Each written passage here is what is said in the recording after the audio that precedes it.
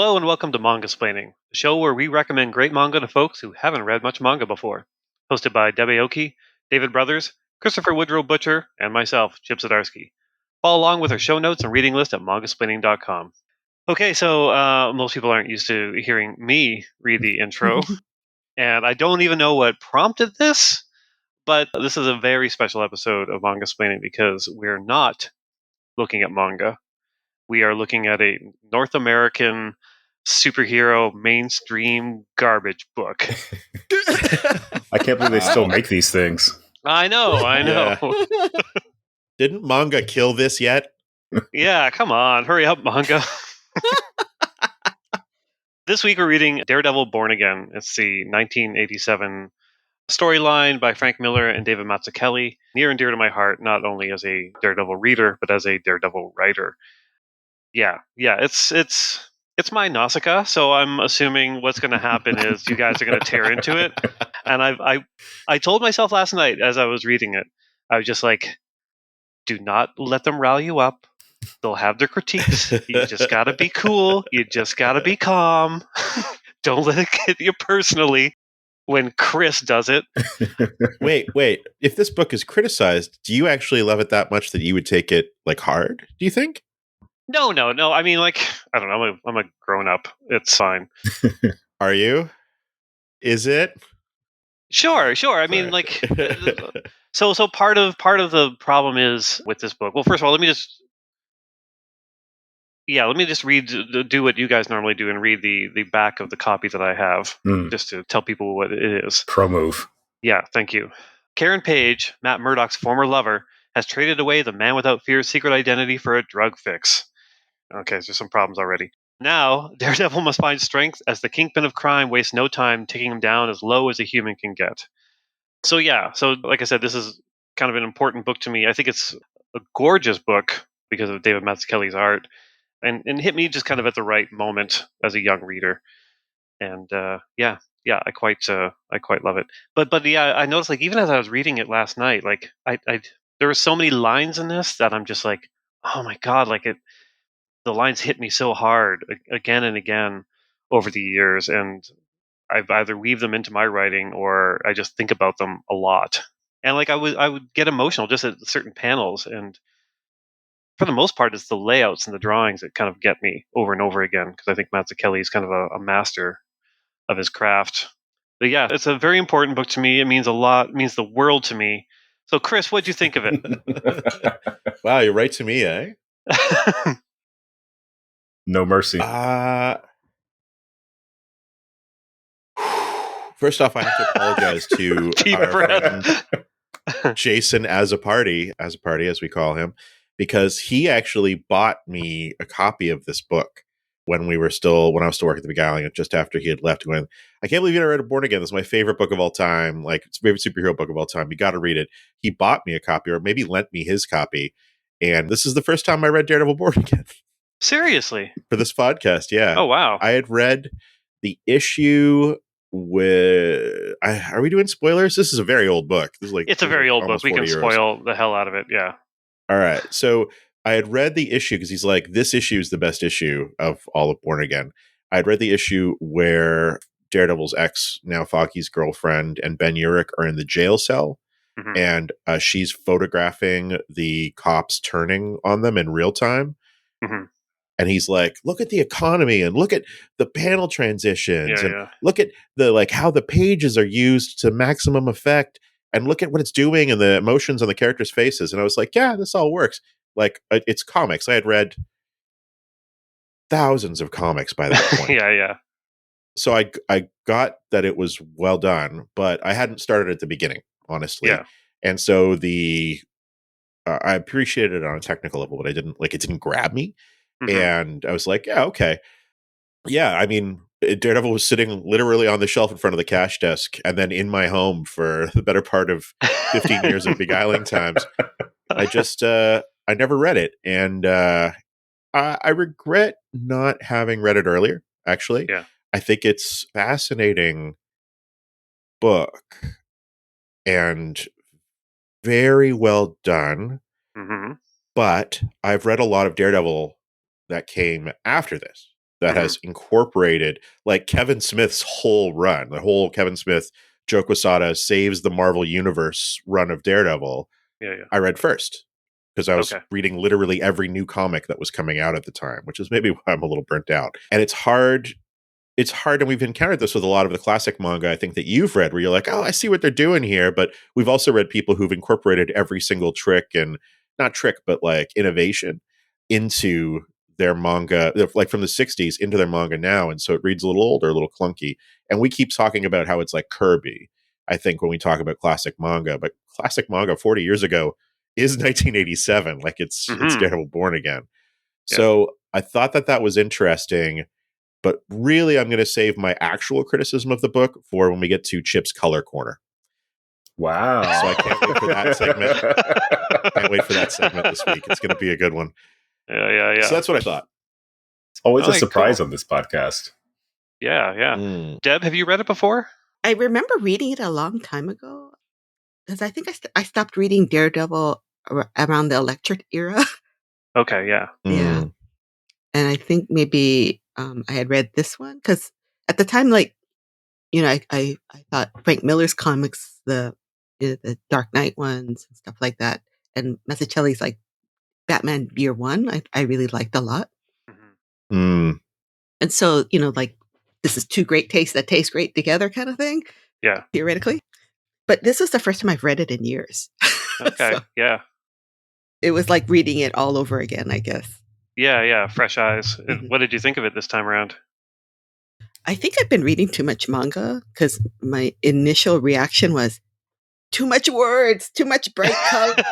It's a lot of words. I think it's more words than are in comics now, I think. Oh, is that like right? Like the use of narration in this is something that isn't done really in kind of the North American Marvel DC books, at least not to this extent. Yeah, I was surprised at the number of words actually on this reread, and it's incorporated well. Like Mazzuchelli understands layout, so he clearly thinks about where the lettering is going to go, unlike a lot of kind of modern comic artists. But it reads a lot like, I mean, Miller of the period and Miller after the period, frankly, it's hard-boiled detective prose. It's purple prose. It's very, you can see the kind of the seeds of Sin City in this, the way he describes the setting and the characters and the feelings. Yeah, it's a lot of words. It's very dense. There's even a few Sin City names in here, which I thought was kind of funny. Is that right? Wow.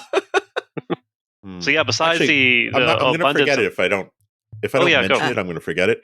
But Ben Urich's wife is named Betsy, but also Nuke's gun is named Betsy, and that just seemed lazy to me. Yeah, that's an editor that didn't catch it. It's funny, even looking at the the edition I've got now, I'm like, oh, there are a few like mistakes in here that they just haven't bothered to correct over decades of reprinting, which is kind of more about the production side, I think. But yeah.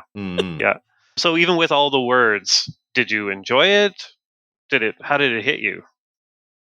I mean, I think if I boiled it down to like the premise, like, oh, it's the hero being reduced down to zero and having to, get back to his essence and claw his way back to a sense of normalcy. That all the things that he had that made him, that gave him like, kind of that a Bruce Wayne kind of thing, right? Where he's rich, he's a lawyer, he lives in a nice place.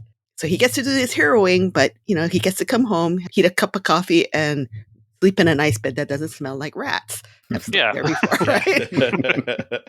The small things. That, and then, like, then you kind of have to, then the other part about, like, being betrayed by someone he used to love, but not knowing that, and then the way that a rich person like the Kingpin can kind of unravel his life so quickly. Yeah. It's, those kind of things I thought were good. I think what kind of started to lose me was the part when they bring in the psychopath with the American flag on his head. Yeah. It's a very Miller thing for sure. And in my rereading, I was just like, oh yeah, I don't know. It felt like two separate stories. Yeah, like it didn't feel necessary. Yeah. I felt like he needed to ramp it up. But what I appreciated about the introduction of that character, Nuke, besides just like the character itself. I actually quite like the character. Like him constantly saying our boys," and taking those pills. Like it's such a funny. It's a funny perversion of the Captain America idea. Mhm. What I liked about the introduction of him is that I think a normal superhero story by the end would be Daredevil punching the Kingpin, Yeah. and he doesn't. Like they have their encounter early on in what is probably one of my favorite fight scenes in comics. Mm.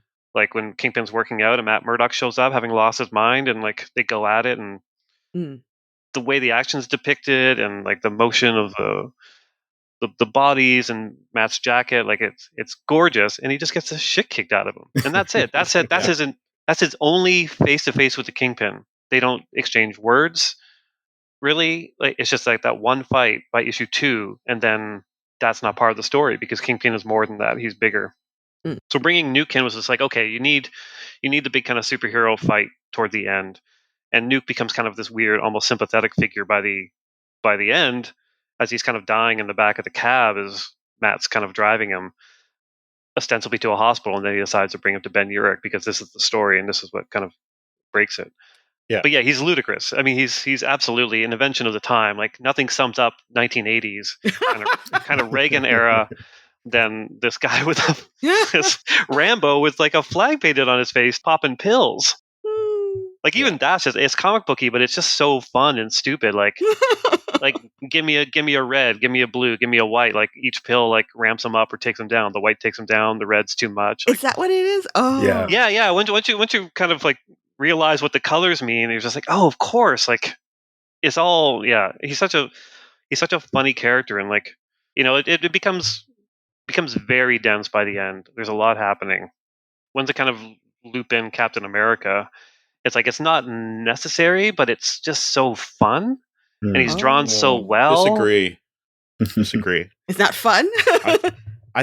Because you need Captain America at the end. Yeah. It's not. I mean, you could have done the story without him because you could just mention him or whatever. But to have Cap there and have his sadness at seeing Nuke, like I love it. Don't get me wrong. Like it's amazing, and there's so much going on in that last couple of issues between all the supporting cast that throwing in Captain America as well was just like, okay, it still works. Don't get me wrong, it still works. And there's some really beautiful scenes, and like one of my favorite bits still, it's just that one single quiet panel of Captain America on the rooftop and Daredevil as Matt Murdock just leaping off doing this like swimmer's dive, and Captain America says he wears the flag, and Daredevil says, I hadn't noticed. Because of course he doesn't notice, but also for Captain America, like it just sums him up and sums up how he sees the world seeing America. Like of course he didn't notice. He doesn't know Daredevil's blind. Oh, that's right. like there's, and it's so funny just to see, like it's like one panel and it just sticks out and works on so many levels. Like I think that's the thing I love about this book, especially on the rereads, is like I'll find these individual panels. I'm just like, oh, you could dig in on specific panels in here. It's so dense. Mm-hmm. Yeah, and it also, I don't know, I feel like I'm just going to talk about this book forever, but I'll let David go before I keep going. David, I'm assuming you've read this before. Yeah. How long has it been since you read it? Probably just a couple of years. I first read it in college. Like Frank Miller is one of my most like influential, impactful, whatever comics creators. Like I read Sin City as a teen, and it ruined my life. Like there's like before and after. It's like Sin City and Jurassic Park are my two signposts. Wow. Yeah, and it shows in all the movies I watch and the different things that, the models I build and whatnot. So I didn't read Miller on Daredevil until I graduated high school. And I came to this kind of in the middle of reading, like Marvel did those 3 Visionaries trades of his whole run, like him, Jansen. And I was like, oh, this guy is also good at superhero comics. Who knew? I just missed his 80s entirely. And I loved it the first time, and I loved it this most recent time too. Like you said, Mazzucchelli is incredibly talented.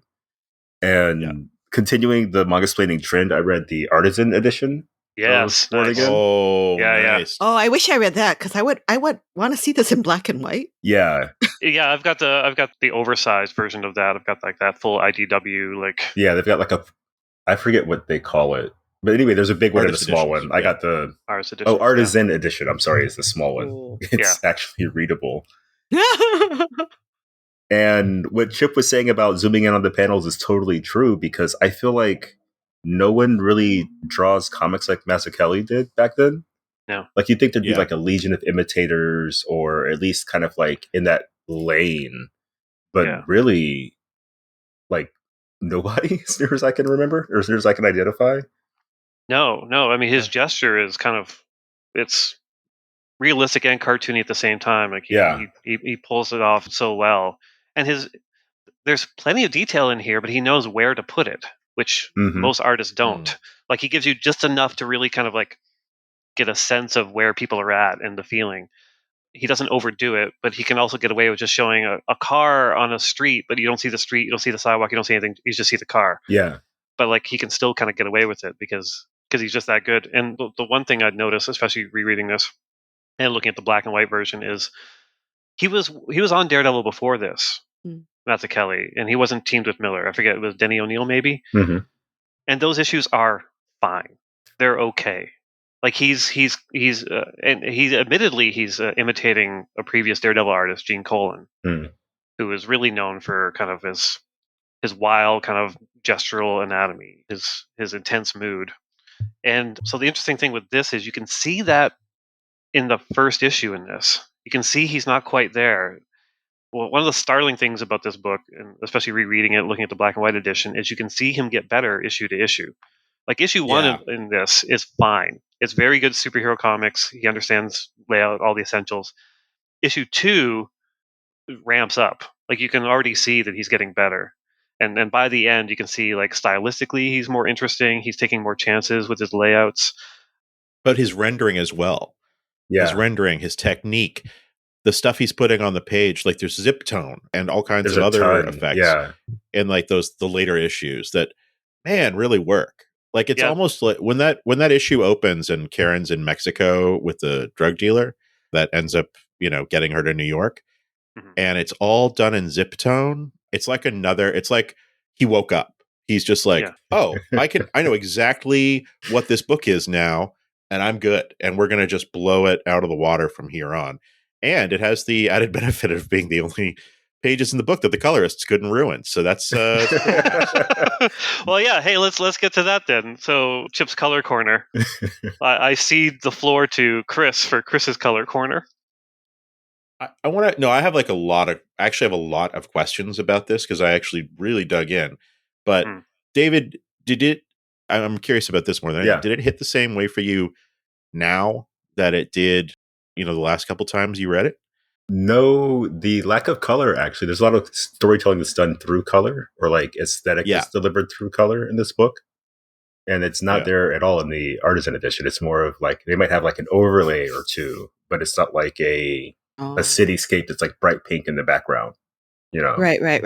Yeah.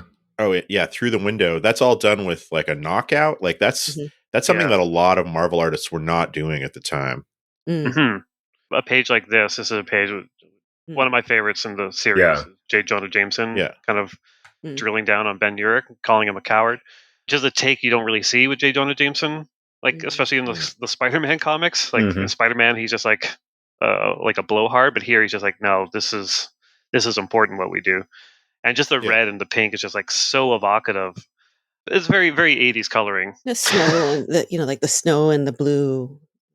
These pages were crazy when I saw them with the deliberate negative space, the zip tone. That's a page. What page? 17. First page through on the chat for everyone to take a look at, and it's oh God, Ben finding Foggy in the park for the first time, and it's like, honestly, that black and white page is prettier. I don't even remember. I remember the sequence of events happening, but I don't remember this art from reading the book. But looking at this page here, I'm like, this is gorgeous. And like knowing exactly how to fade the birch trees into nothing and the negative space that frames Foggy and Ben Urich, like, that's crazy beautiful. And the coloring did not allow me to appreciate it that way. And here's the second one. I just want to do one more because these are going to go on the show. This is the crashed cab after the Kingpin. So much better like that. Yeah. And it's like they added yellow to this, like we couldn't tell that it's a cab without yellow. And it's just, I get it, and I know what the audience was, and that's fine. But the coloring choices for this book were not meant to be printed on anything other than newsprint. They weren't meant to be when it was 100% cyan in the background, or J. Jonah Jameson 100% red, like a full red in the background. It wasn't going to print like red on white glossy paper. It was going to print like solid red on newsprint and be modeled and be like unified by the graying effects of the entire page. And Marvel's coloring ideology for their classic works is just broken. There's no other way to say it. It is garish and ignorant, and I hate it so much. And I don't know what to do about it. Like, I actually follow colorists on Facebook bitching about this exact thing with side-by-sides of scans of comics and scans of books and going, this isn't even the same book anymore. And so reading this, and reading it on an iPad where it is not only bright but illuminated. Yeah.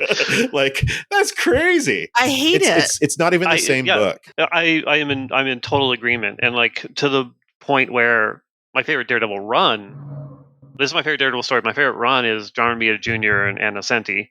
Yeah, it's the same colorist. It's Christy Schiele. I don't know how to pronounce her last name, but it's so much better on paper.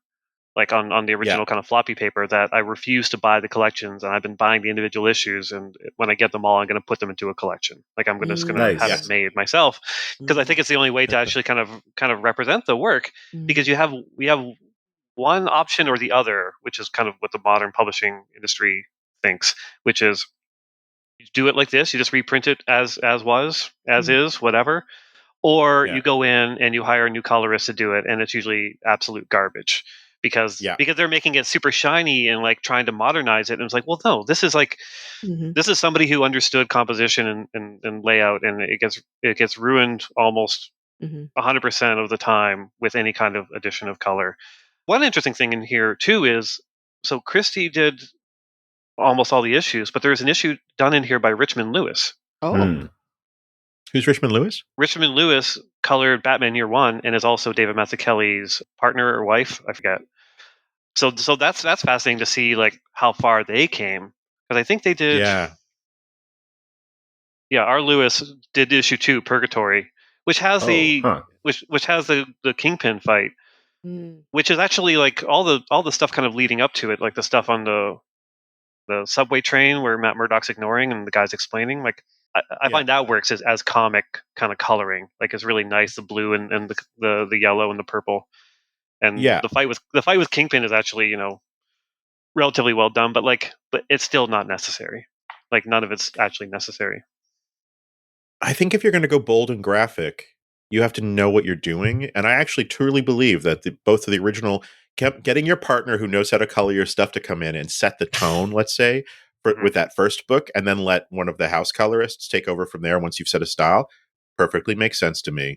I don't know what the story having was, these though. Like magentics, hard magentas, hard cyans, especially in the 80s, perfectly makes sense to me. Like, all gyms in the 80s looked like the Physical video by Olivia Newton-John. It was all hot pink.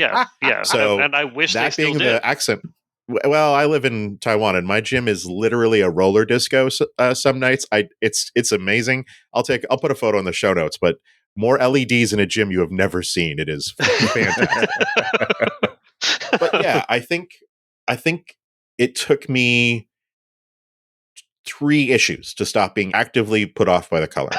3 whole issues. Yeah. That's interesting. And then all of a sudden you get that page, that beautiful atmospheric page of Karen in Mexico, and it's just, oh, right, this is what this book is supposed to feel like. Like, it's never going to look like what it's supposed to look like, because even getting it out of the bins, that paper's 35 years old now. It's not like what it looked like when you bought it off the racks, but it's what it's supposed to feel like, because the coloring is so minimal and they've just let the original art kind of shine through.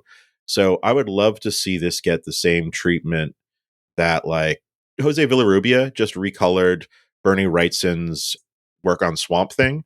using the original colors as a guide and recoloring it to look like the original colors do on the page, not like they would look today, or not like they've been colored. And I'll throw some side-by-side comparisons. It's breathtaking. Like, oh, this is what you're trying to achieve. Because it's not only like looking at a book and being like, well, what were they going for here? But actually talking to the artist and saying, oh, I was going for this. And it's like, oh, I can do that here like this. And he's like, yeah, perfect. That's great.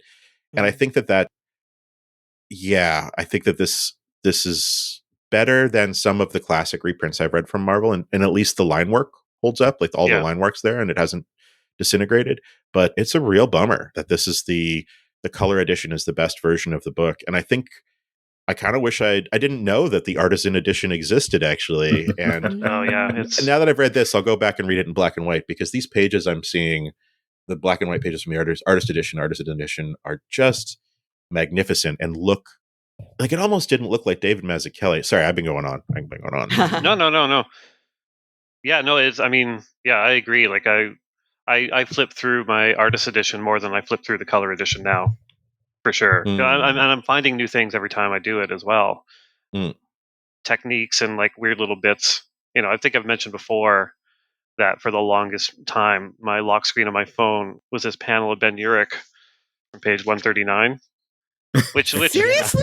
Which as far as I'm concerned is just like a perfect drawing. It's so good, but when you get in close, his eyes are spirals, which is a thing that disappeared like in the original printing, like on newsprint. But Mazzucchelli just gets in there and just like, oh yeah, like just that frantic feeling. All the light in that is from the colorist too, like on his eyes. Yeah, it's pretty interesting. Ben Urich as a character through this, I love. It was my first introduction to him. And, he's got a similar arc to Matt Murdock throughout, where he's kind of beaten down and he has to kind of rise back up. But he's also stylistically the character that Mazzucchelli clearly loves to draw the most, because he's trying all his new techniques on him to kind of get across the idea of like the frozen feeling.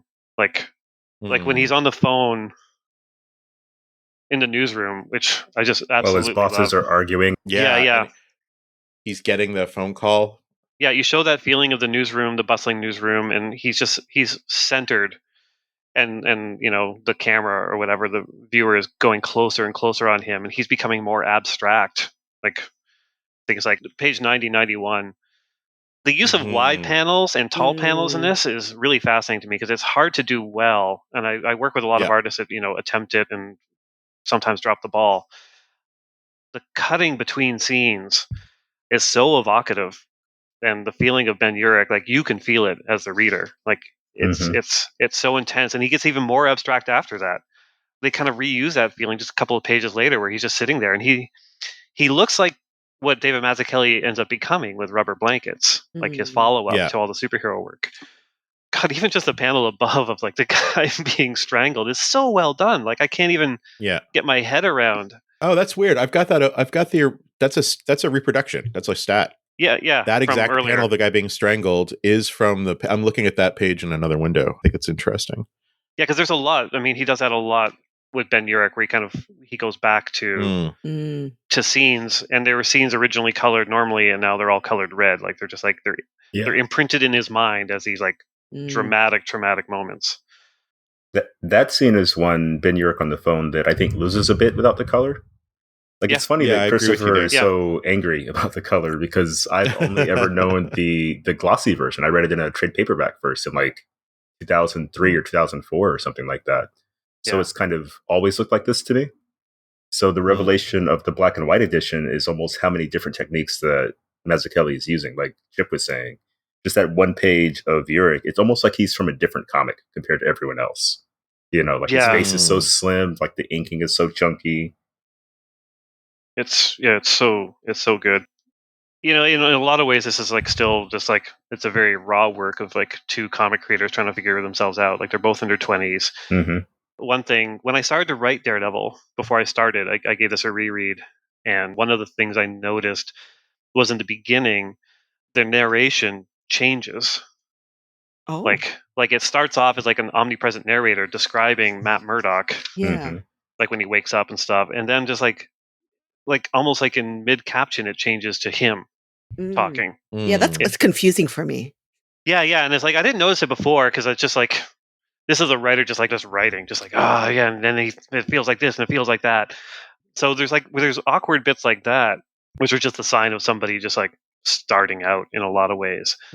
I bet that would just be colored captions nowadays.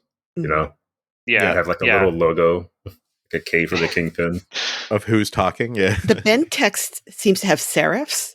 Yeah.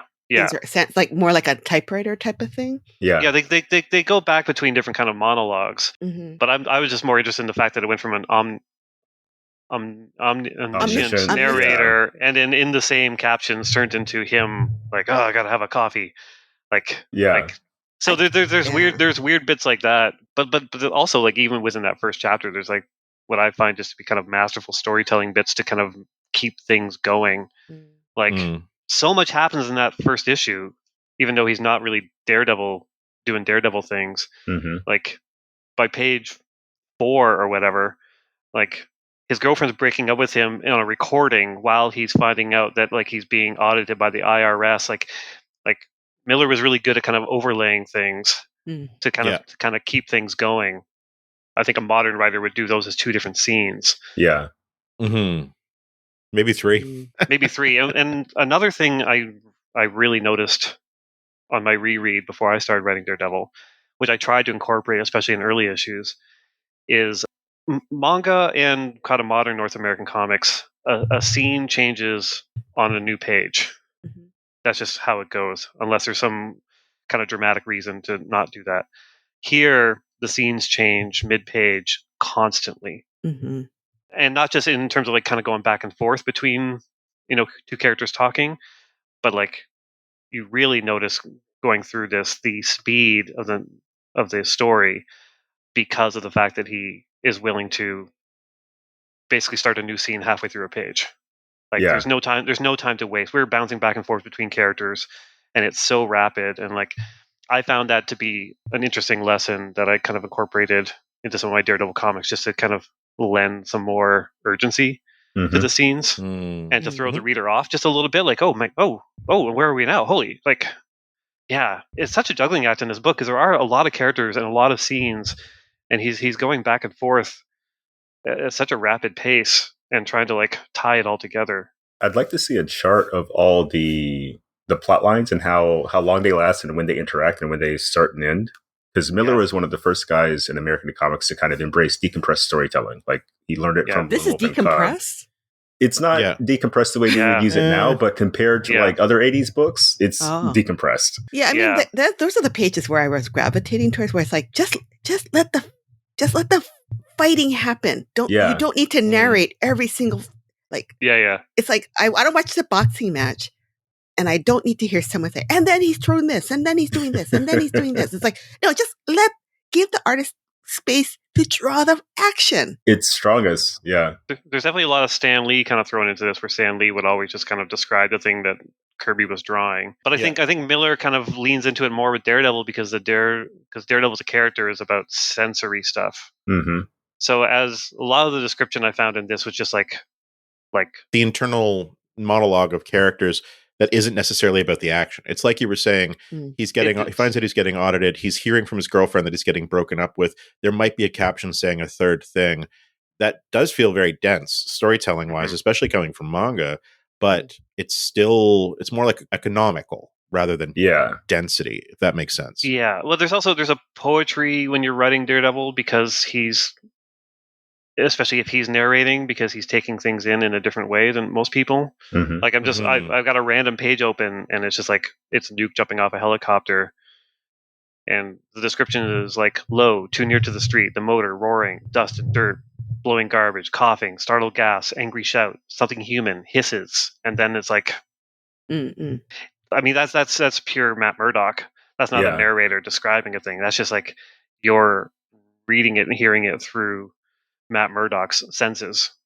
Is that Matt Murdock and Daredevil, or is that what Frank Miller did for Matt Murdock and Daredevil, and now everybody has to do that for every issue afterwards? It's true. He fully leaned in. He leaned into it, and he blew it up. I mean, there were writers before him definitely kind of did descriptions based on his senses, but nowhere near what Miller did. Like Miller also kind of came to it from a like a resident New Yorker standpoint too. Like he was describing the city a lot of the time, and it was the city he was living in and working in during this period.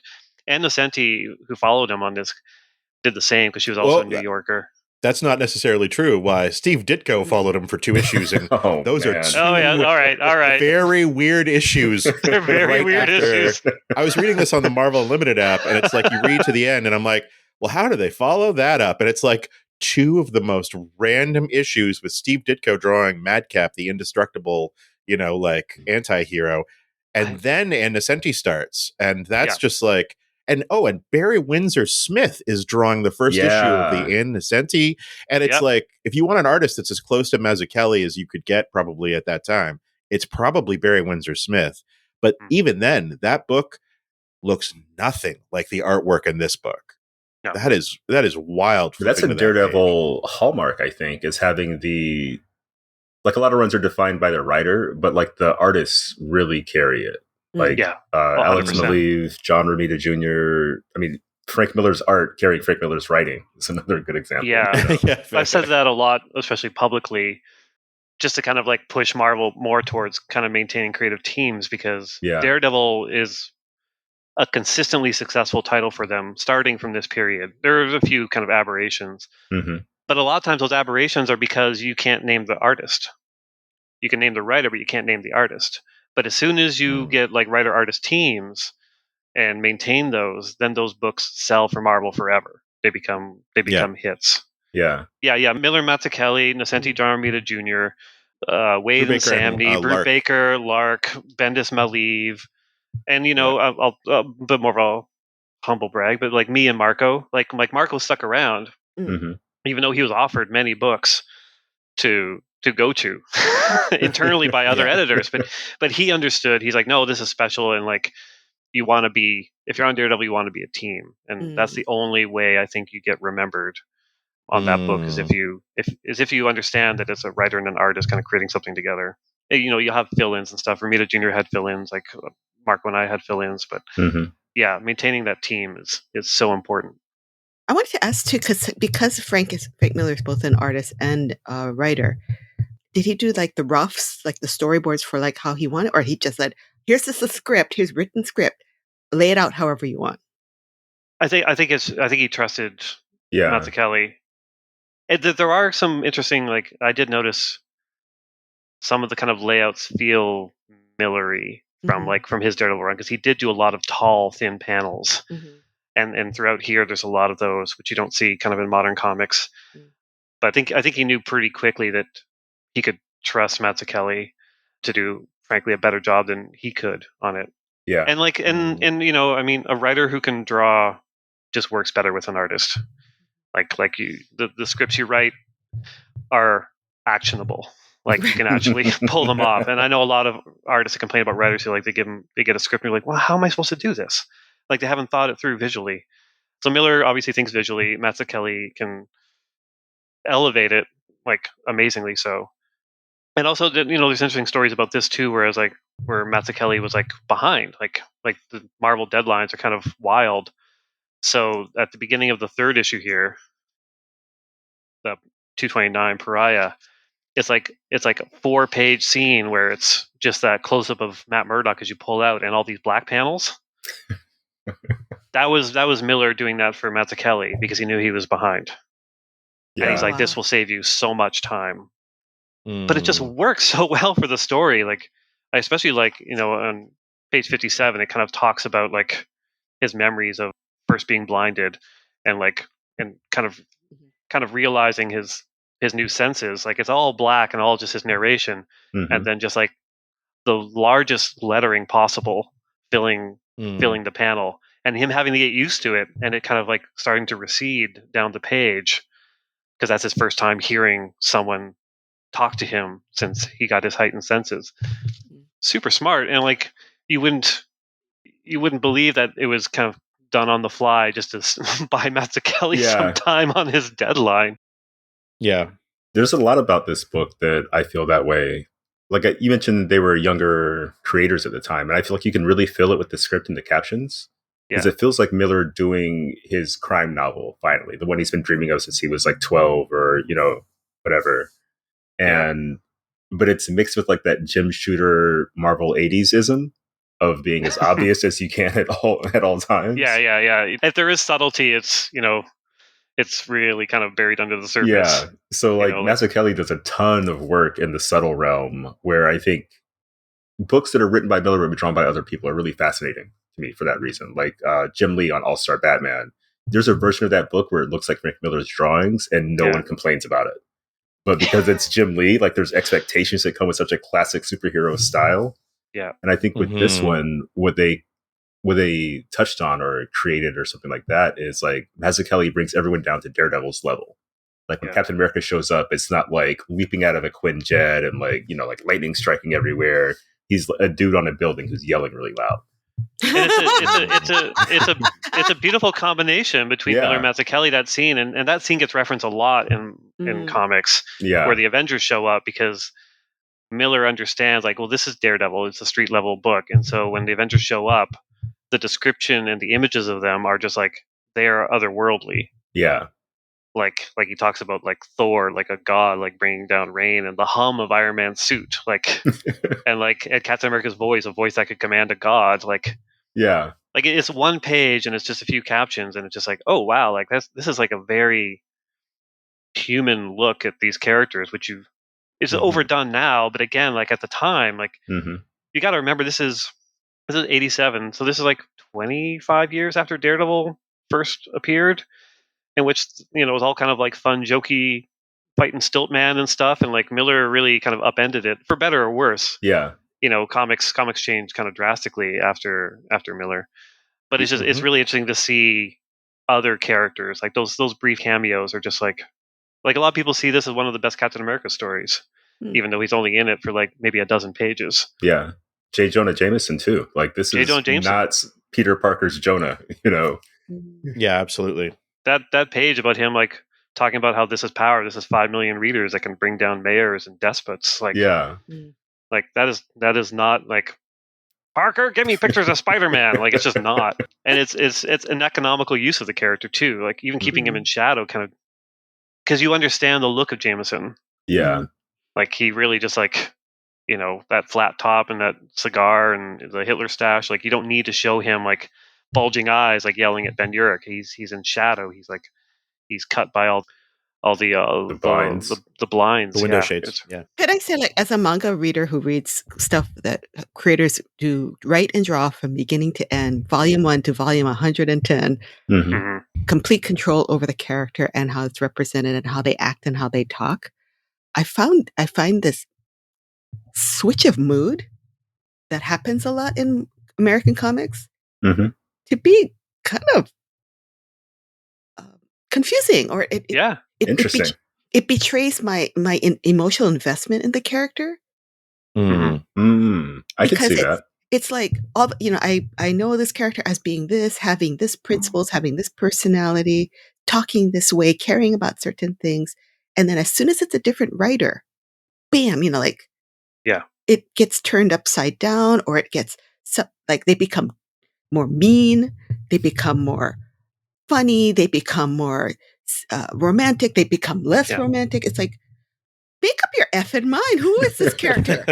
I think it's part of the appeal of the genre for me. When it's done well, I would say, because like Daredevil, J. Jonah Jameson's like kind of like a newsman, let's say. And the Peter Parker was kind of more of a tabloid guy. But I can see how those would still be the same person to different people. Like he would expect a lot out of Ben Urich because he knows that Ben Urich is like a real reporter. Well, Peter Parker's like a college kid with a camera who, takes bad pictures of superheroes. Oh, I get that. I mean, like, he's talking like journalist to journalist as like, I expect more out of you. And it's not completely off.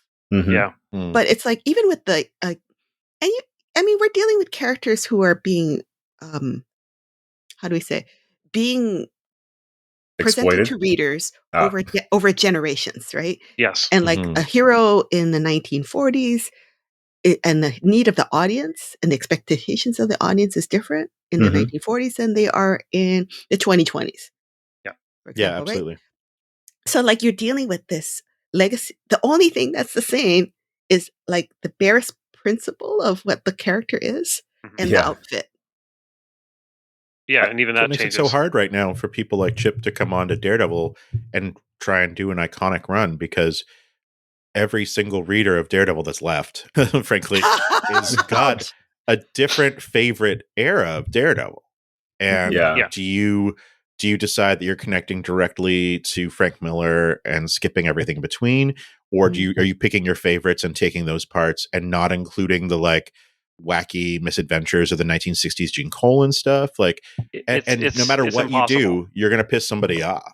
Yeah, because like the continuity of the characters is so convoluted, and so many things have happened to these characters over like dozens and dozens of years that you have to willfully ignore certain things in order for the characters to feel grounded and real.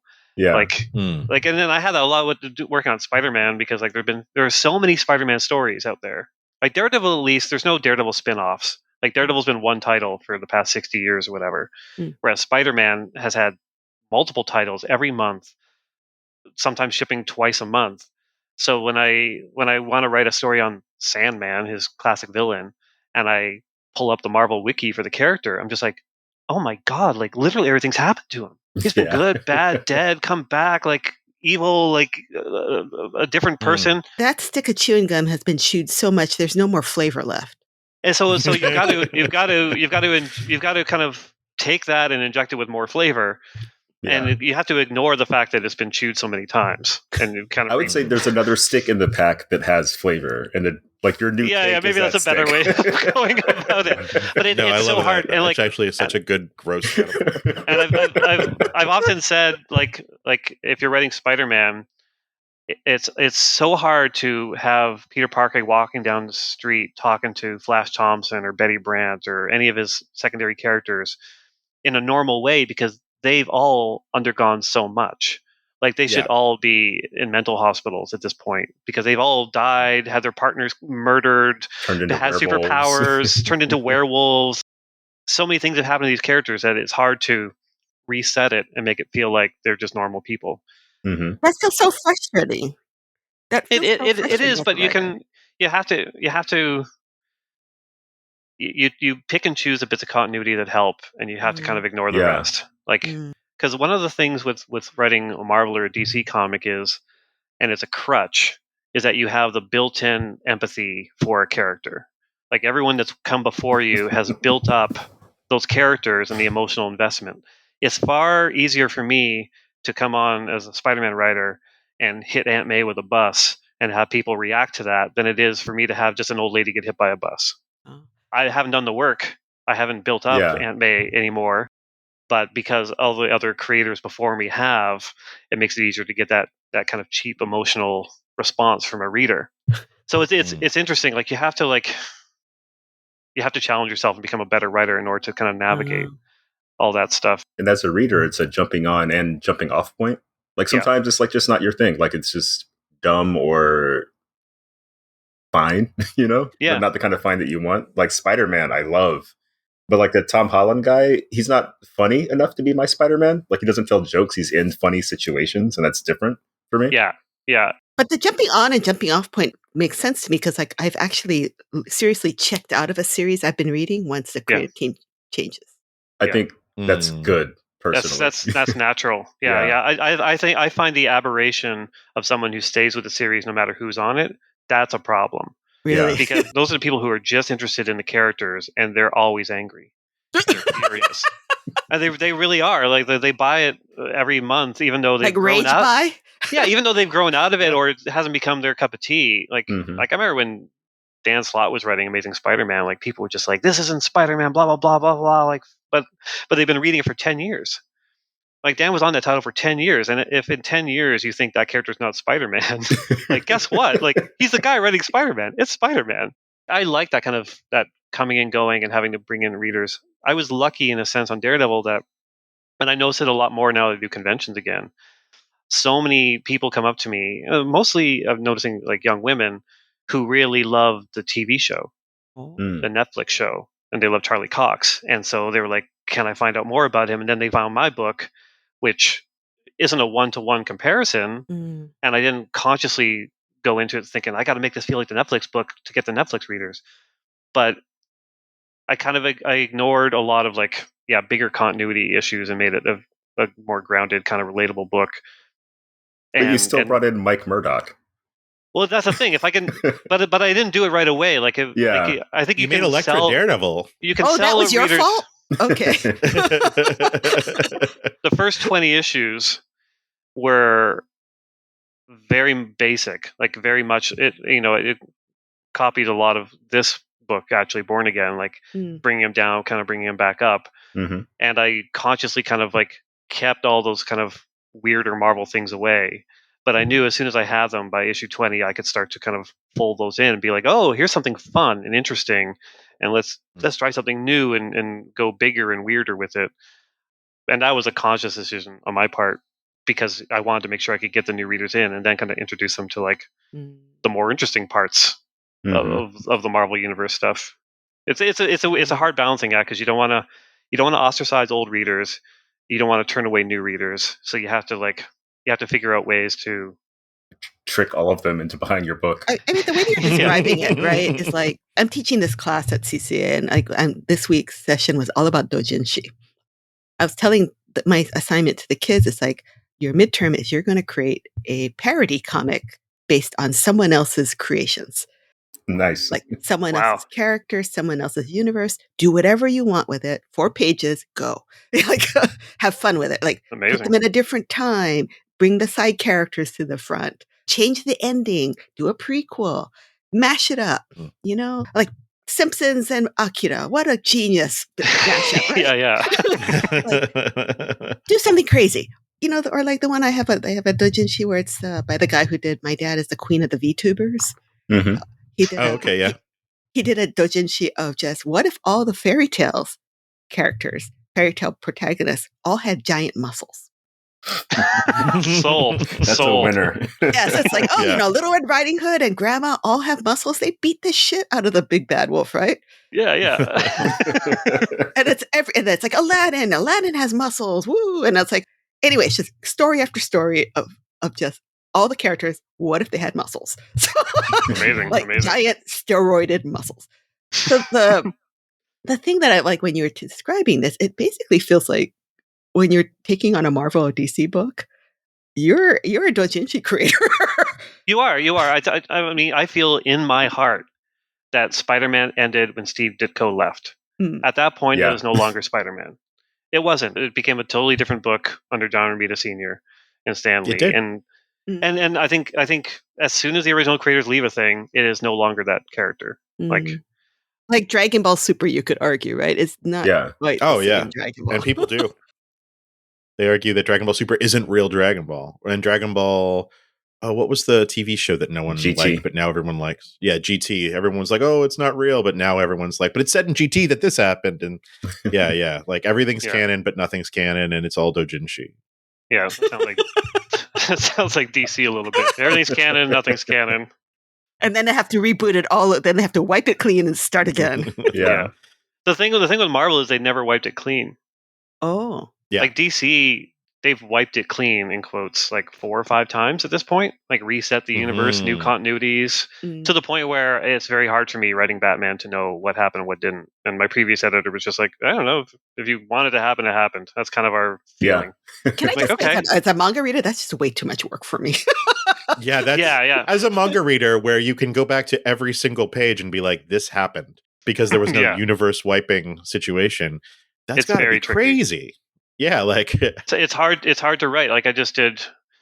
Sorry, I feel like this episode's all about me, but I just wrote a Batman. That's the whole point. I just wrote, and it's just coming out, Batman 3-parter called Joker Year One, where I'm just all right, I want to kind of focus on kind of early Joker days, how did he become the Joker, blah blah blah, but then I had to be okay, well, what happened and what didn't happen?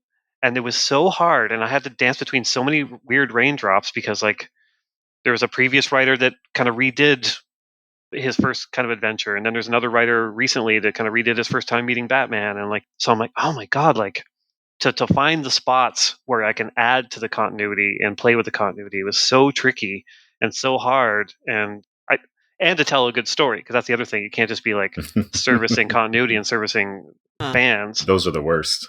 I know, and so you have to also tell a story. And I'm like, oh, is this a story I want to read? Good. But also that won't piss everyone off or make no sense because X, Y, and Z already happened. Yeah, it's tricky. It's really, really tricky. I like the challenge, but yeah. But there's also like the ones that are the new manga superhero ones that are coming out that are just like, whoa, that's a crazy twist. Like Doc Octopus as a little girl, right? Oh yeah. Or like the Joker taking care of Batman, who's a baby. Yeah. Let's follow Superman as he goes and eats all the food in Japan. Yeah. It's sometimes you got to trust the book. Like it'll give you all the info that you need, I guess. Like it's just kind of crazy. Like the Japanese take on these characters. It's like I've never seen any American writer try. Yeah, and I think the American companies should probably do more of that. Like Marvel and DC, they have their divisions that do books like that. Mm-hmm. DC has Elseworlds, Marvel has What If, and these are supposed to be ostensibly books where anything can happen. It's a different universe, but they play it very safe, and they never really venture into like that kind of comedic territory, which the characters really lend themselves to. I wish they would more. And I'm partly at fault too because I haven't pitched them on any of it. But also, it's so hard because the North American superhero reader doesn't want comedy anymore. Oh, they have no sense of humor anymore, do they? No, it's very hard, and it's also the fact that comedy is so subjective. Like as a writer, I could probably make 8 out of 10 readers cry in a story. Like I can weave it in such a way that like, oh, by the end you're just like, oh my god, like Spider-Man's a good guy. But I can maybe make 2 or 3 of them laugh because comedy is so subjective. The deeper emotions of like pain and suffering, loss, like these are things we all relate to on like a basic level, and it's relatively easy to like evoke that in a reader. But jokes, comedy, like it's hard. I remember Keith Giffin's run, right? Like he used to do that. Put a piss on it and Justice have fun. League. Yeah. Is that out of fashion now? It's out of fashion, and the market's so narrow that I think it's really hard to like to have the numbers to support a thing. Like I think everyone that really likes that kind of brand of humor will just keep buying it, but there's just not enough people that like a specific brand of humor that'll keep buying a thing. Yeah. Lobo was another case. Yeah, I loved Lobo when I was a teenager. I want to go all the way back to Way the House Husband, because I would actually argue that the things that make superhero comics in the art and storytelling department, like the things that make them superhero comics, are maybe antithetical to the kind of humorous comic book storytelling styles that we see in manga, like City or like Way the House Husband, or like having a like hard reaction shot, having an over the top, like a hard pause before reaction, having an over top reaction, having characters staring blankly and not understanding what the other one's saying with like ... That simplicity of drawing or economy of line that allows you to project yourself into either of the situations.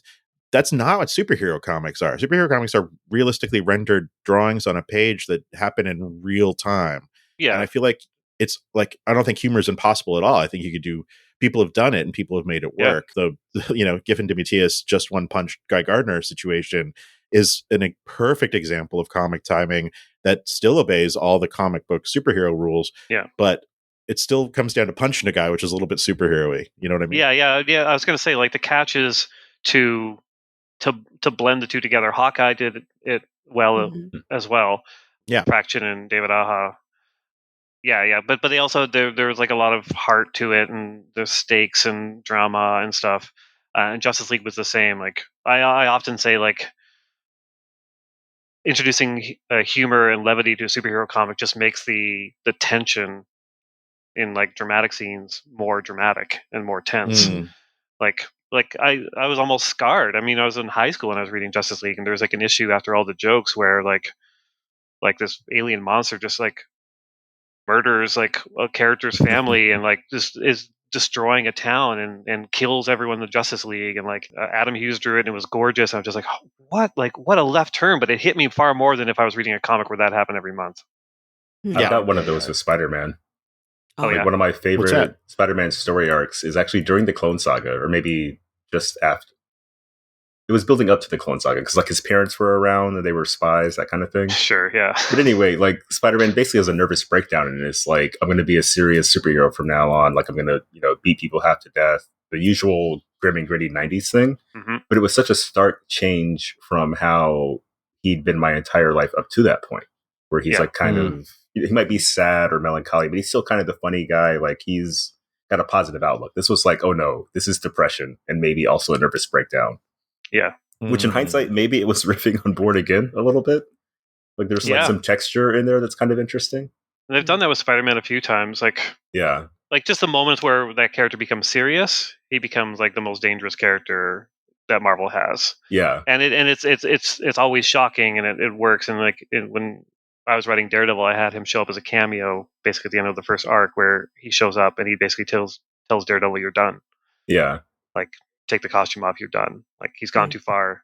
And like that was an instance where I used Miller because I had Daredevil describe him just as like coiled power. Like he's just like, if you break down Spider-Man as like a superhero powerful character, he's the most powerful. You can't lay a punch on him. He can throw trucks at you. Like and it presented Spider-Man in a bit of a scary way just for like a few panels. Mm-hmm. And it worked because he's not normally that.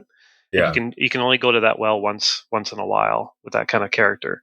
And it hit like, I don't know, like most people when they come up to me at a show to talk about Daredevil, like they mention that scene, like that it's chilling and it's cool and it, some of them say respect Spider-Man, which is not the point of the scene, which is a phrase I hate when people say that to me. I'm like, I don't respect Spider-Man. I fucking write him. I keep thinking, do you respect Wood from Curb Your Enthusiasm? Yeah, exactly. Respect but Wood. I think Born Again works kind of in the reverse because there's so little Daredevil in this Daredevil comic. Like, I think when he finally puts the costume on, it's to beat up someone dressed as him. Yeah. Or rather, when the costume finally shows up, it's to beat up the doppelganger. Yeah. And like we get like one of the only fast pages is. It's awesome. Like, cause you go from this page and it's coming, like you got the panels where it's like, boom, boom, the baton is like hitting things and the hand grabs it. And like, Nuke is like, give me a red, like chilling, perfect panel. And then you got that. And then you got like one of the most classic kind of Daredevil drawings of all time. It's like one of the most iconic drawings. Yeah. Yeah. And it's like it has impact because he hasn't been around for several issues, which is such a rarity back then. Because you got to remember, Marvel in the '80s, Jim Shooter, he had a 2-issue limit on your storyline. He was just like, this is during the period where he was like, you can have a cliffhanger, but you can wrap it up in the next issue. Oh, that's it. Interesting. Like, and it's smart from a business point. If you're going for kids, like you don't want stories to go on too long. You want to be able to pick it up and you get your full story in one issue, maybe two. So this was like quite an exception. And like I remember as a kid, so like remember those you go to department stores or whatever and you get like the 3 packs of comics? Oh yeah. Yeah. Where it'd just be like you could see the 2 and you knew there was a shitty one in the middle, but you bought it anyways. Ouch. And I bought the one issue 2 here with with the Matt Murdock on the cover. Oh.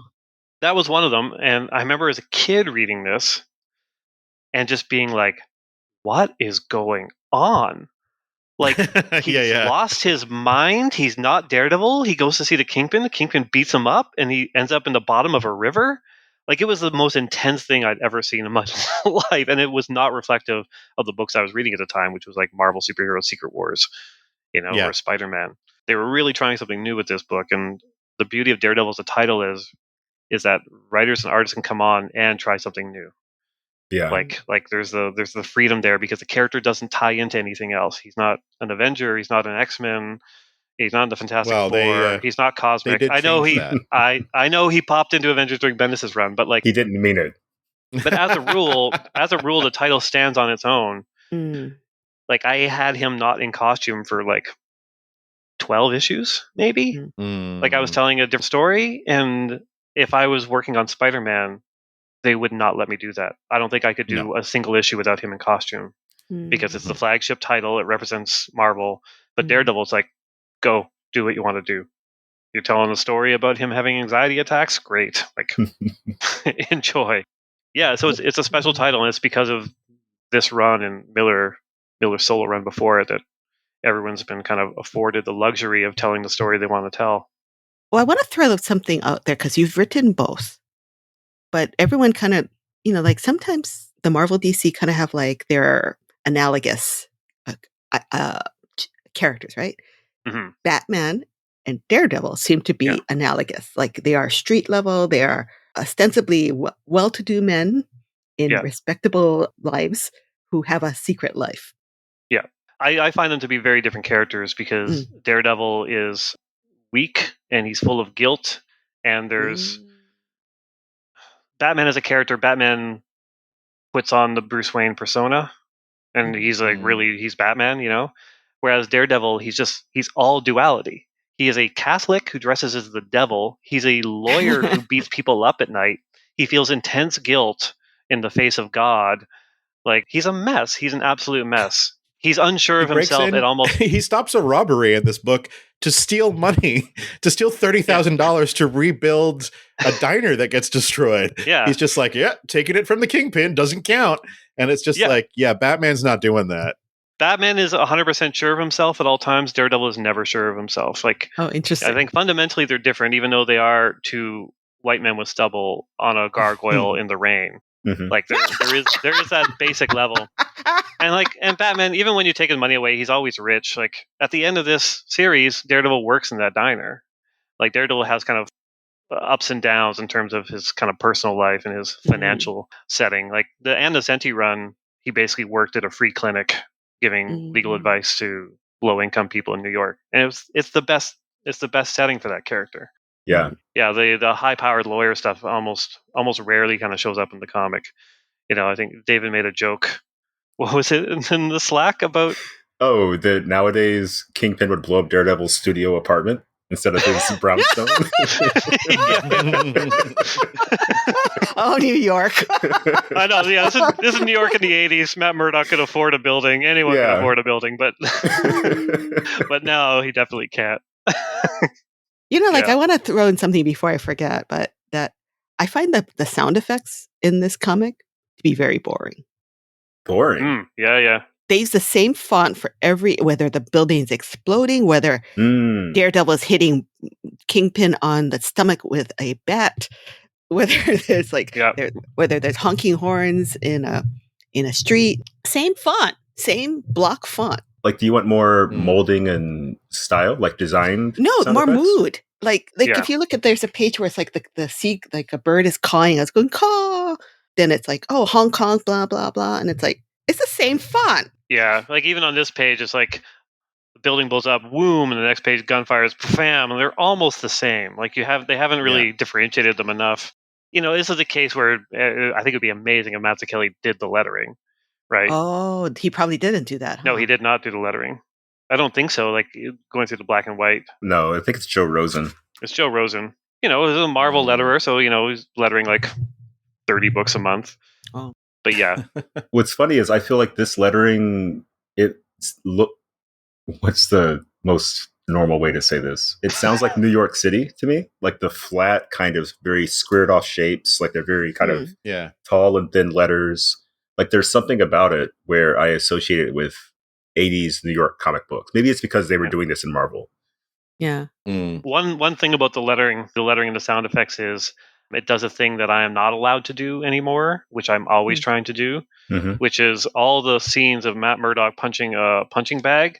The sound effect is FAP, which in current culture basically means masturbating. But it's the perfect sound. Like like if you punch a punching bag, fap, fap, fap. It just makes so much sense. Oh, there you go. So much. And I keep trying to slip it in, and Marvel Legal or whatever circles it every time. Like, change that sound effect, buddy. So my new sound effect is jerk off. I mean, I guess when you first assigned this book, and like I said, I haven't read this one in quite some time, and I knew that this was originally printed on newsprint, and it looks so much nicer that way. I checked out the first time I opened up this book. Like I was like, holy, so much. I don't know where to look. The color's way too saturated, and there's so many tiny, tiny words, and like if I was an editor now, it's a wild contrast to manga. Like that took me a bit to get used to on this podcast. It's just like how everything breathes. At first, it felt like too much because I wasn't used to it. Because I'm used to like, the value for your money on a Marvel comic. It's only 20 pages and it's like $5. It's the fact that you're gonna get a lot of words and a lot of detail, and a lot of panels on a page, right? So it's almost closer to reading like a novel. but yeah, manga, obviously everything's like spaced out and breathes a lot more, and it obviously works really well. But it's just such a different style to this. Like I can see how it'd be hard to go kind of back and forth between the two. It's almost like a different language. Almost like a different language. Like modern Marvel comics, like there's more opportunity for beats and pauses and things like that. But that also makes it feel not worth the money, because like you're picking up an issue where like you're just like, what? Nothing happened. And like, oh, sure, there's some really nice emotional things through it, but like the storyline hasn't moved. There isn't one big moment in a 20-page comic that you can look at and be like, oh yeah, that was interesting. And also, in every 20 pages, you have to have a fight. So it's that's what Jim Sub wrote in that recent Twitter thread, right? Where he was saying like he sees people trying to mimic the manga style of story beats, and he said not recognizing that in American comics you only have this many pages. And if you don't grab a reader by the end of the first issue, it's not going to work. Yeah. You need the cliffhanger at the end of the 20 pages, and like I was saying, like you need a fight scene, you need some sort of action to happen within those 20 pages as well. And you also, like a good writer will give you enough info on the characters as a new reader, so you're not confused as to what these knives are coming out of this man's hand. Like, you don't want to go total Chris Claremont and describe everyone's powers every issue, but there is every issue is somebody's first. So it's hard. It's a hard job. I mean, look, I'm not digging ditches or anything. It's not hard work, but it's like there's a lot of considerations with something like this, and also you have to be aware that you don't own it, and somebody else has different ideas as to what the character should be or shouldn't be. Dang. So yeah, it's tricky. Yeah, it's very different from manga, but you can see, obviously, I think Mazzucchelli probably read manga based on some of the drawings in here. Miller definitely did. Yeah. If Mazzucchelli's copying Miller and Miller's copying manga, then there's something there. Yeah. How long have we been going? I never normally host one of these, so I don't even know what's... an hour 17. Wow. Beautiful. All right. Well, and then as host, my duty is to wrap this thing up. So yeah. I know that the conversation kind of deviated a lot from the actual material itself, but I enjoyed reading with you, and none of you hurt my feelings. So thank you very much. So I guess we'll go final thoughts. I'll start with David. Yeah, for me, you mentioned your favorite panel earlier was Captain America on the roof. One of my favorite drawings in this book is everything with Glory taking pictures at the end. Oh yeah, all the gestures are so good, and the one in the interrogation cell when she's kind of leaned back while the cop is shooting almost at her, and she's just like hooked on the camera. Perfect comics. Agreed. Yeah. All right, Deb, final thoughts? I mean, I can appreciate some of the storytelling, the innovative storytelling things that he's doing visually. And I think there's a lot of, when I'm looking at the story arc, I think it's really interesting. I just feel like it's so cluttered.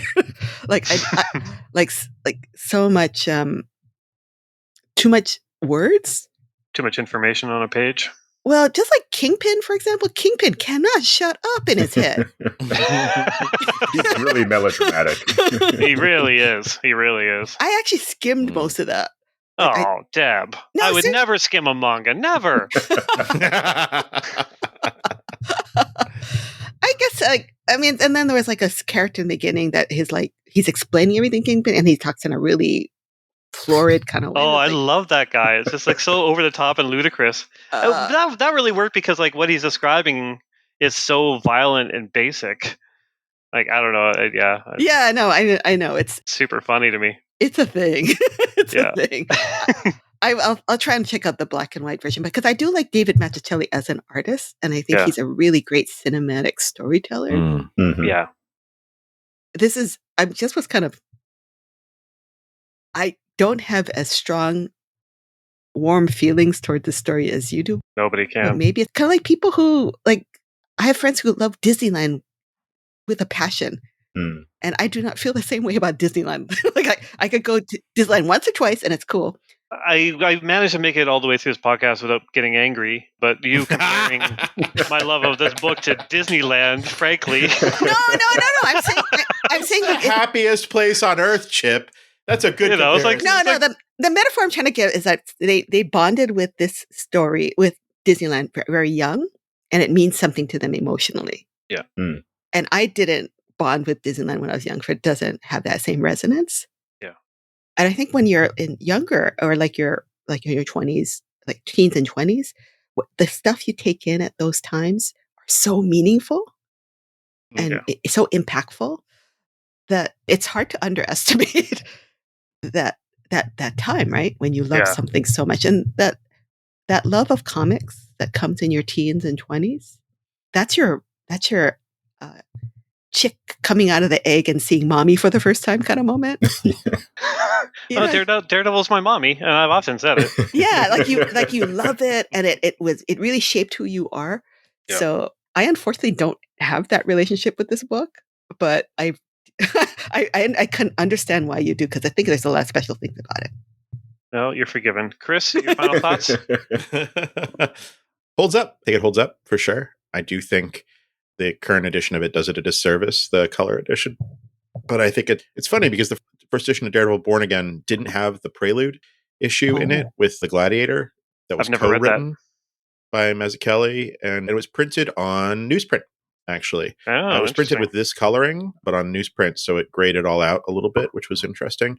And I think you could still find that first edition, it doesn't have any value, but it's the one with the good coloring, so it might now. You could probably find it in used bookstores like that. It doesn't have glossy pages. It's probably a better way to read it than either the app or the color. I want to go back and read the black and white now, but I'll have to wait till I live in a country where I can buy that.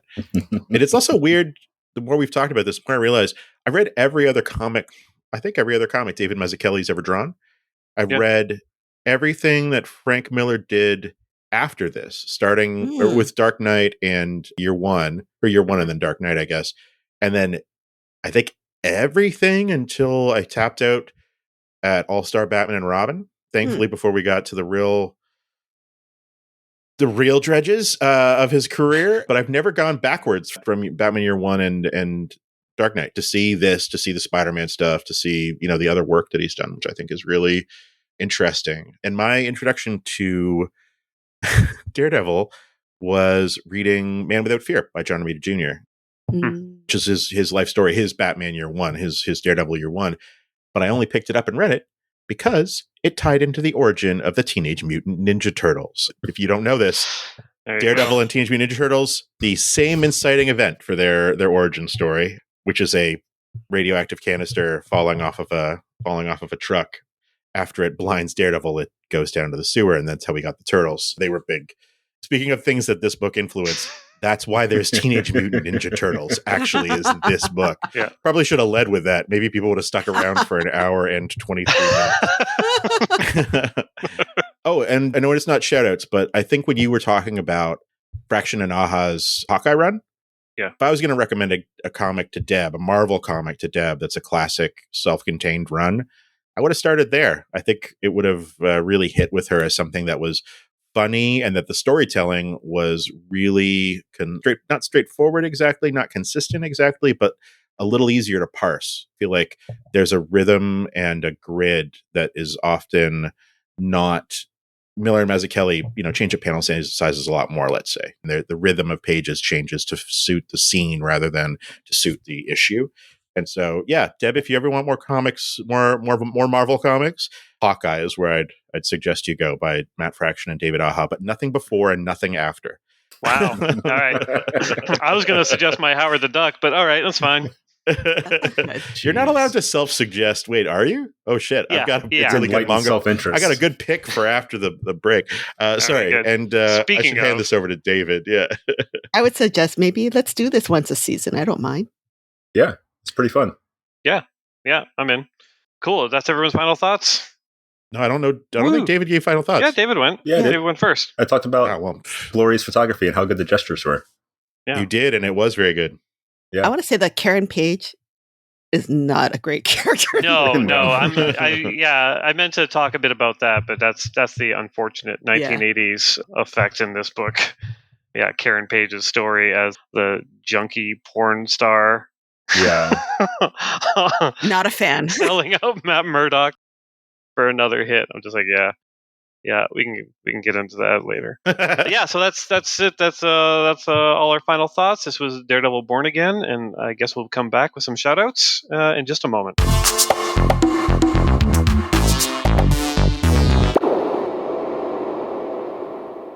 And we're back. And before shoutouts, we need to pick some books for me to read because I'm craving manga now that I've had to read one of these goddamn Marvel comics. With all their words and their colors. So it's book picking.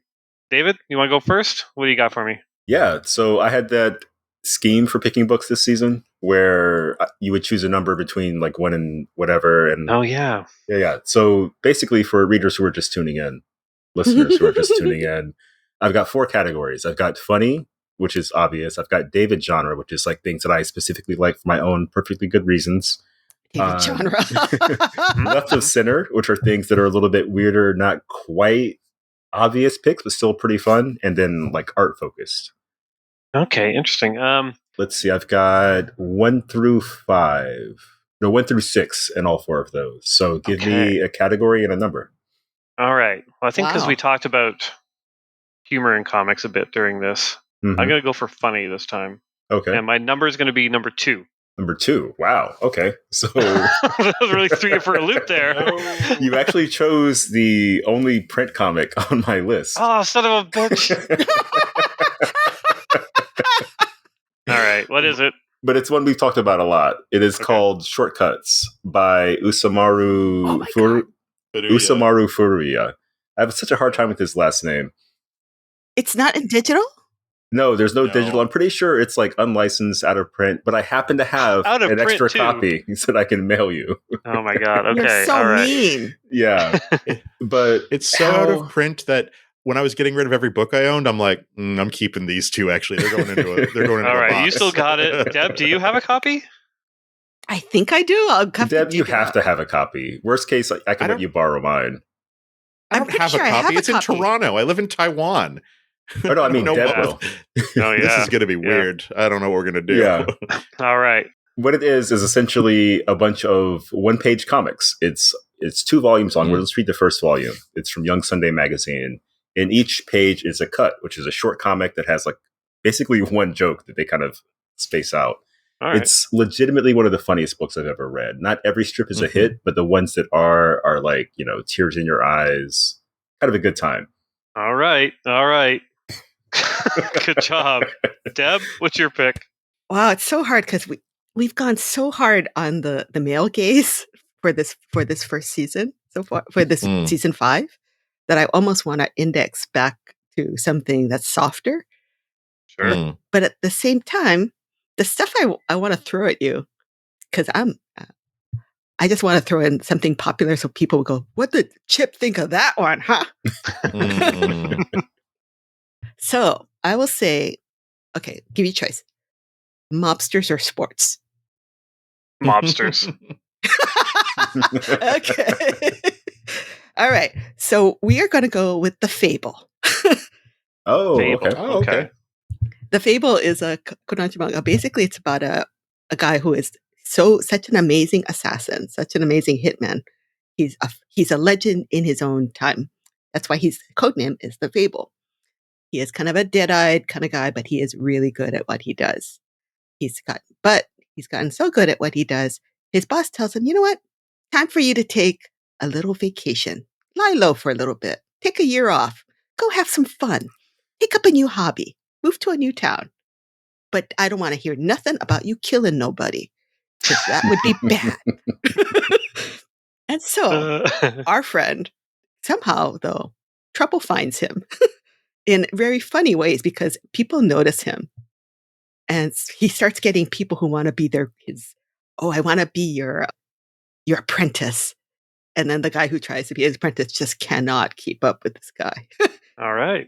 Anyway, it's freaking hilarious. And it's so funny because like the assassin's true passion, he wants to be a graphic designer. Classic. Classic. It's a good one. All right.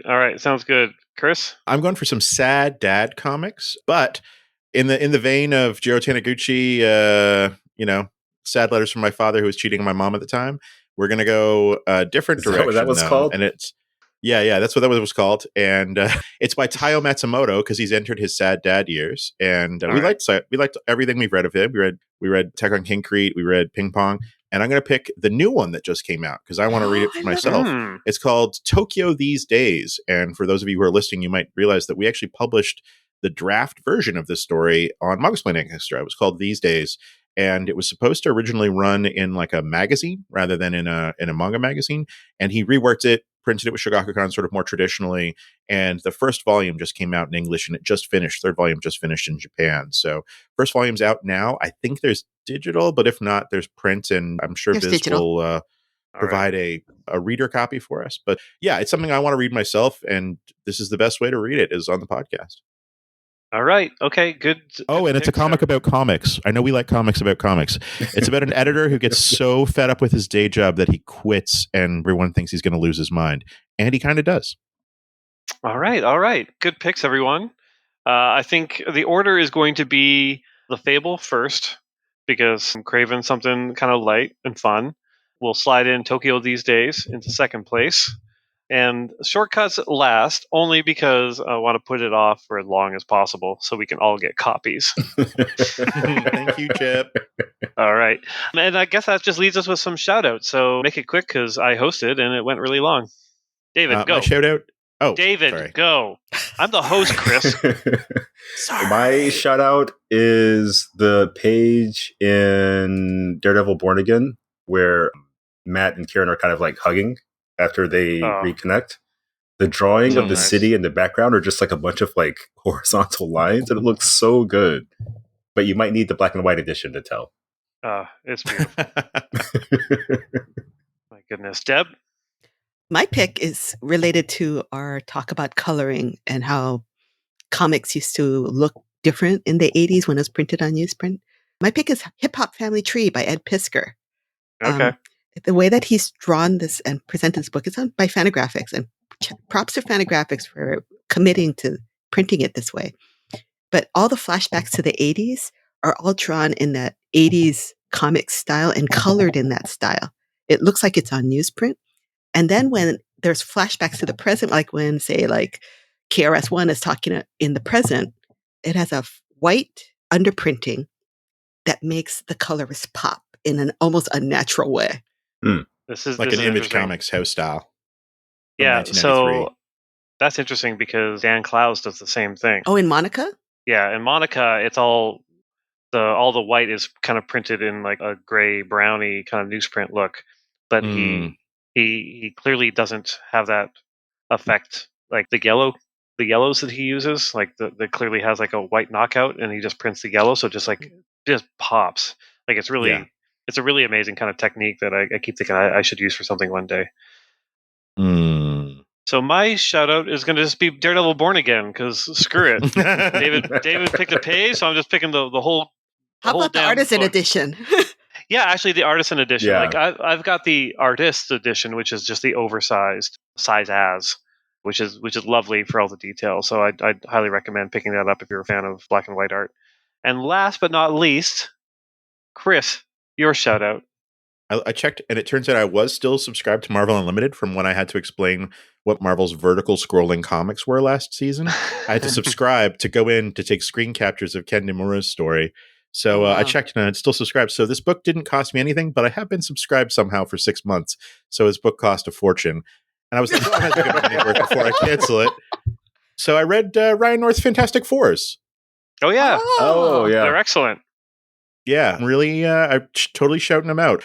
I'm very excited about an upcoming issue that has been finally solicited because I was talking to Ryan one day and he was complaining that he didn't know what to do with Franklin Richards. And I'm like, oh, you should do this with Franklin Richards. He's like, can I actually do that? And I was like, it's not up to me. It's up to Tom Brevoort.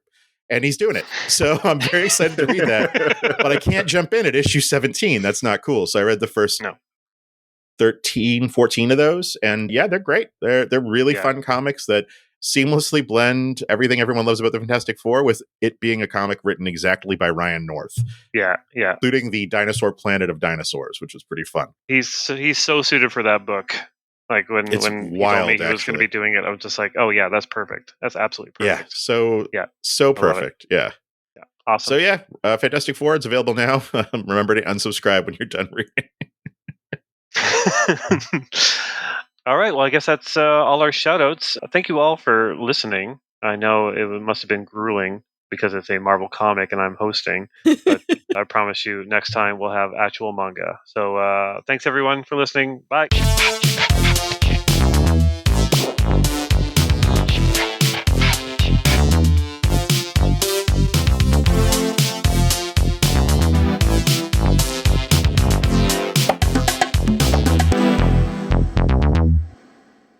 This has been Mangasplaining, episode 116, Born Again, by Frank Miller and David Mazzucchelli. Thanks for listening.